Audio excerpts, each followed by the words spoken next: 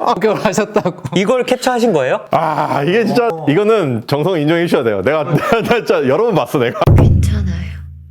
오늘 아침 1년 차로 들어왔던 선생님이 나간 적이 있었어요. 지금 또 힘들게 하셨군요. 뭔 소리야? 빵 불러가지고 또 이제 막 아니야. 남자분이잖아요. 손으로 대화하고 막 그러신 거 아니에요?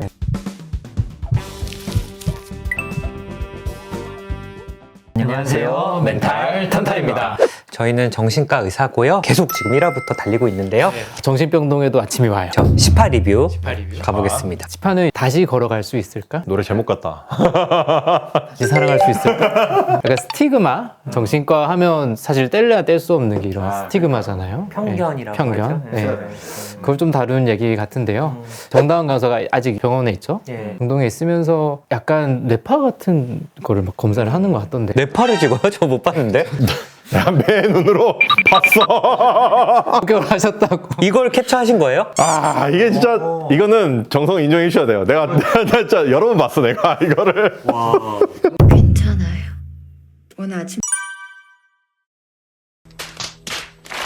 이제 우리가 뇌파하면 막 이렇게 선이 있는 거를 생각하시는데 정량 뇌파라고 이제 각각 뇌파 파형마다 시각화를 시켜가지고 보기 좋게 만들어서 주로 이제 정신과에서는 이제 정량 뇌파를 쓰는데 이재문 쌤이 발견한 게 그 정량 뇌파 결과지를 본 거거든요. 뭔가 콜럼버스의 느낌인데 약간. 그러니까 내과는 피 검사가 있는데 정신과에서는 사실은 정형외과 엑스레이나 이런 피 검사 같은 게 없다 보니까 항상 좀 답답함이 있었는데 이제 정량 뇌파라는 게 나오고 나서 이 환자분이 얼마나 힘든지 이제 뇌 컨디션은 어떤지를 좀 알 수 있게 됐어요. 시각적으로.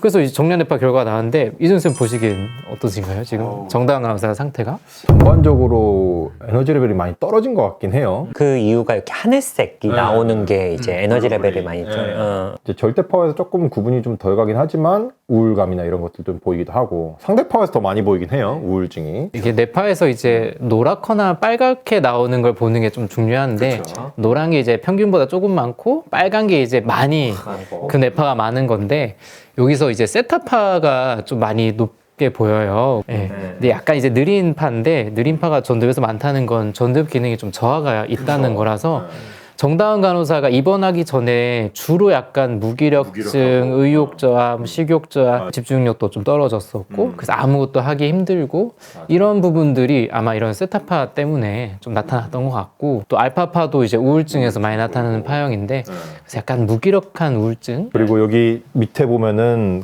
코이런스 이게 보면은 빨간색 다 안 보이긴 하는데 손가락 갈려가지고 아 손가락이에요 이게? 손가락이야? 볼펜과 손가락 같은데. 이게 손가락이야?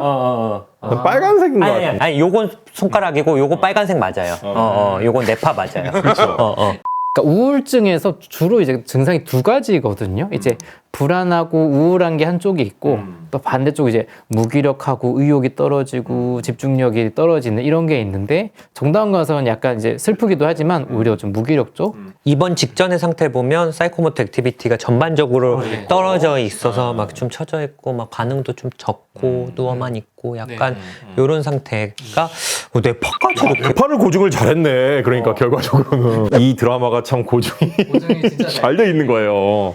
저희 병원 각자 뭐 여의도점, 뭐 청담점, 뭐 서초점 다 저희도 정량 뇌파를 이용하고 있거든요. 근데 이게 이제 또 이렇게 나오니까 좀 반갑기도 하고 반갑네요. 또 패드를 보고 이렇게 설명하시는 것도 맞아요. 되게 준비를 많이 하신 드라마. 요즘 트렌드에 잘 맞는 병원이에요. 그렇게는 그렇게 무식하게는 안 해요. 명신대는 좀 무식하더라.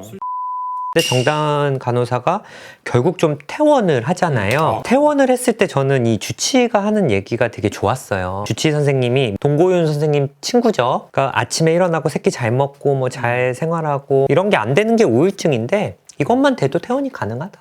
그치. 그러니까 퇴원 얘기를 하니까 오히려 정다은 간호사가 그래도 돼요. 그러니까 아직까지 자기는 좀 힘든 것들이 완전히 사라지긴 않는데 그런 부분들은 또 외래에서 볼 수 있는 거고 정다은 간호사가 이제 뭐 식사, 뭐 수면 이런 기본적인 게 안 됐고 이제 입원한 가장 큰 이유는 자살 시도. 그러니까 그런 부분만 좀 개선이 되고 환자도 치료에 적극적으로 의지를 보이고 자기도 약도 잘 드신다면 사실은 완전히 좋아진 다음에 퇴원하는 건 아니거든요. 그 얘기도 전 너무 좋았던 것 같아요. 환자분들이 입원하면 증상이 0이 되어야 태어난다고 생각하는데 그건 또 아니라는 거. 어느 정도 이제 기능적인 부분이 할 수 있으면 근데 또 바로 복직은 좀 이른 것 같긴 한데 어쨌든 일상의 리듬을 회복하면서 올라오는 약간 그런 부분들이 있죠. 물론 외래 치료는 이어가야죠. 그 또 너무 오래 입원해 있다 보면 이제 밖에 나가는 거에 대한 두려움이 점점 더 커질 수도 있기 때문에 의존하게 되죠. 너무 빨라도 안 되지만 그리고 또 너무 늦게 이제 태어나는 것도 꼭 좋은 것만은 아니어서 근데 사실은 더 큰 문제는 이제 병동 밖에서 오히려 좀 컨디션이 안 좋은 모습을 보여요. 정신과 복직에 대한 걱정, 아예 간호사란 일을 다시 못할 것 같다라는 그런 생각까지 하는데 하얀병원에 입원해 있는 동안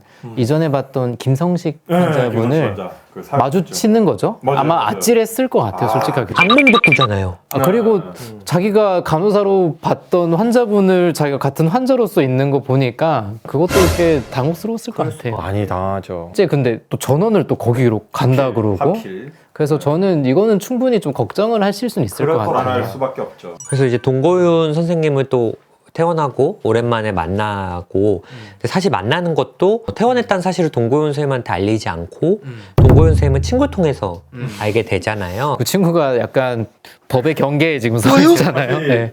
환자 정보를 자꾸 이렇게 넌지시.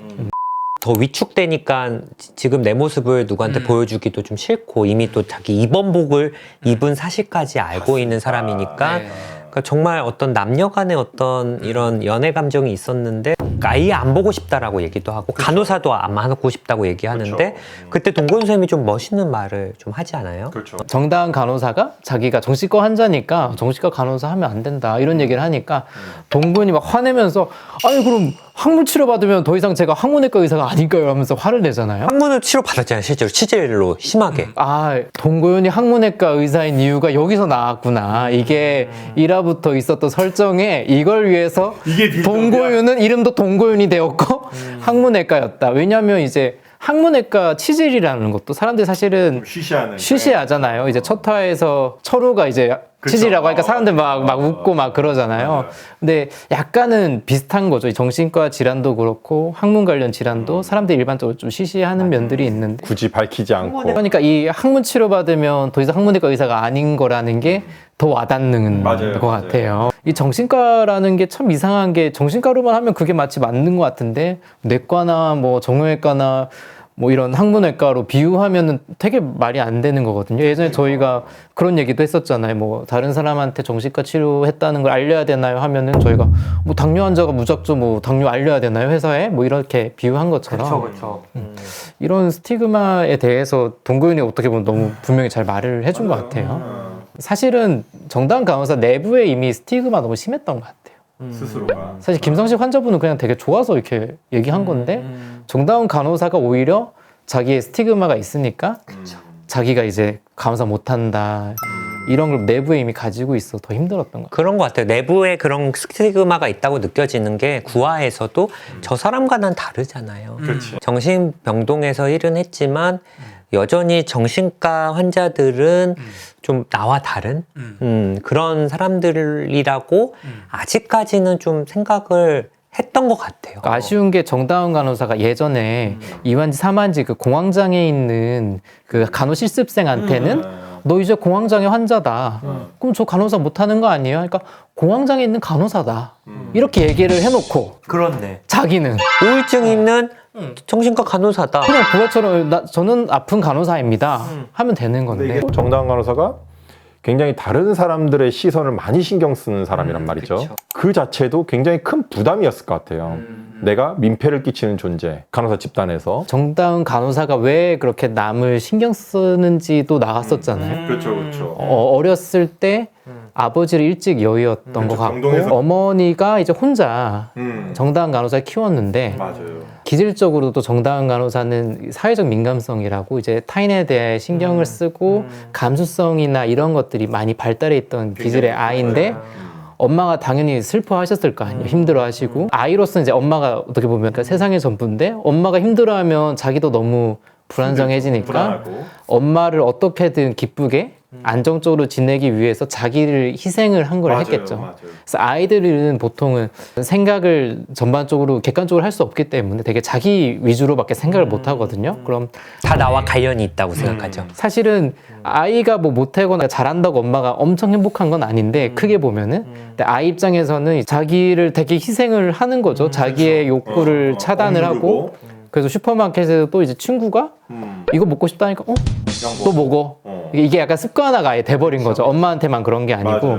그래서 그렇게 크다 보니까 단점이 자기가 원하는 걸 뭔지 모르는 거죠. 송치랑 영화 보러 갔을 때도 안 좋아하는 장르 같은 것도 같이 그냥 보고 송유찬 먹고 싶어 하는 거 좀 먹게 하고 송유찬도 그렇네. 좀 뭐 좋아하는지 물어보지 좀.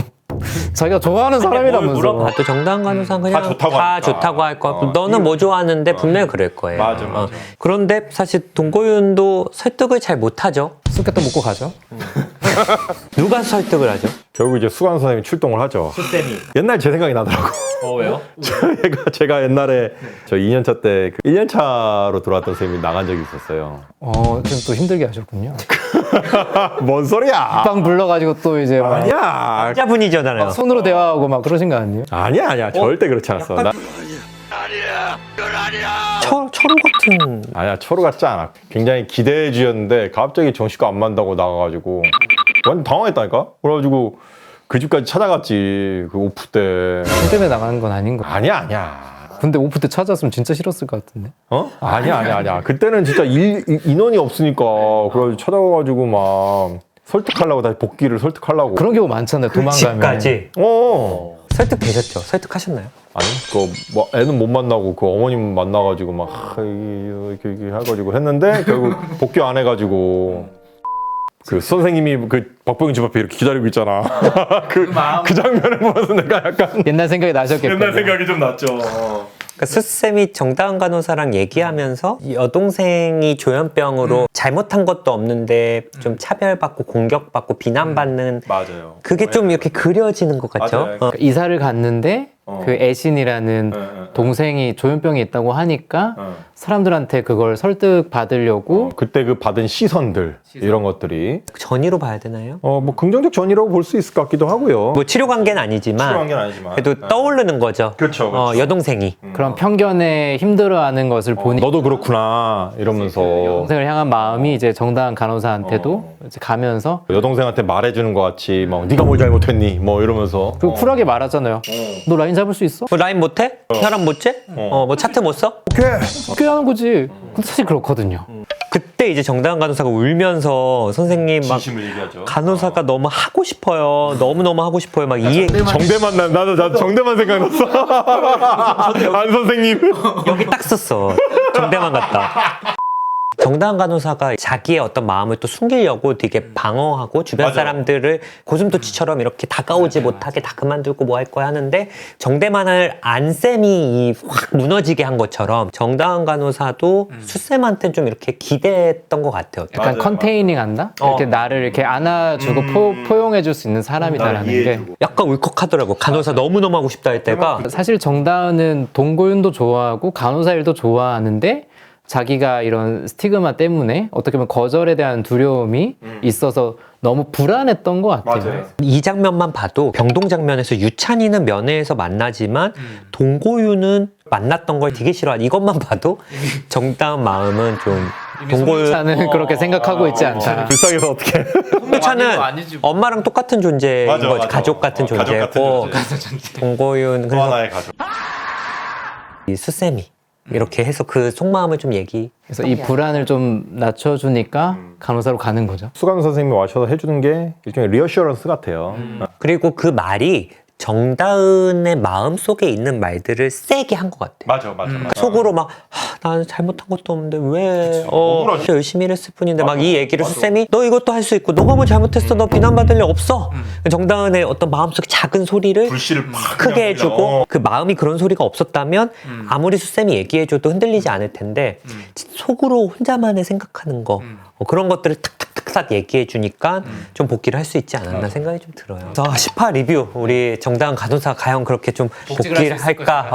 또 11화 이제 2화 남았거든요. 그래서 또 기대해 주시고 구독, 좋아요, 댓글 예, 해주시고 구독자들의 힘으로 이렇게 또 달리고 있습니다. 그렇죠. 저희가 5화까지 할 뻔했다가 이번에 이렇게 18 할 수 있는 것도 댓글에 힘이 된다는 게 이번에 저는 처음 알았어요. 그러니까요. 정말. 댓글도 많이 달아주시고 정말 뭐 구독도 많이 해주시고 너무 감사하고 감사합니다. 뭐 앞으로도 잘 부탁드립니다. 예, 감사합니다.